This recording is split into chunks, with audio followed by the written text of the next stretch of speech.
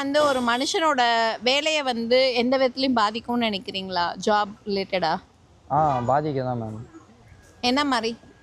அதுதான் இப்போ ஒருத்தவங்க வந்து ஒர்க் போகிறேன்னு சொல்லிட்டு லீவு கேட்கறதுக்கு என்ன பண்ணுறதுன்னு தெரியல. ஏஐயில் ஒரு மாதிரி இதில் இது பண்ணி அந்த மாதிரிலாம் ஃபோட்டோ எடுத்து ஏஐ இது பண்ணி லீவ்லாம் கேட்குறாங்க. அந்த மாதிரிலாம் கேட்குறாங்க. அது வந்து தவறு தானே. இங்க வாடா.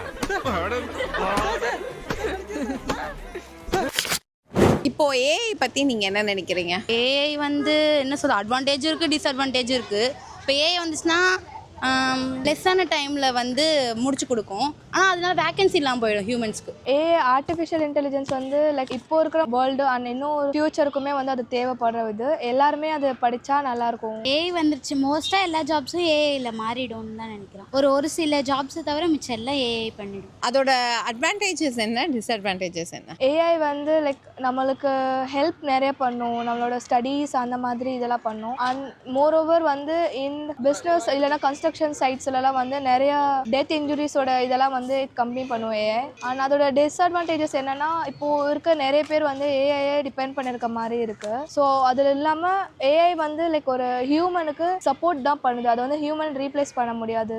ஸோ அதுதான். நீங்கள் ஸ்ட்ராங்காக பிலீவ் பண்ணுறீங்களா அது ஹியூமன் ரீப்ளேஸ் பண்ண முடியாதுன்னு? பண்ண முடியாது. ஏன்னா லைக் என்னதான் ஹியூமன் மேன் பவர் ஒர்க்குமே அது கொஞ்சம் இது பண்ணும். ஸோ ரெண்டுமே ஈக்குவலாக இருந்தால் தான் வந்து ஒரு பெட்டர் ஃப்யூச்சர் இருக்கும்.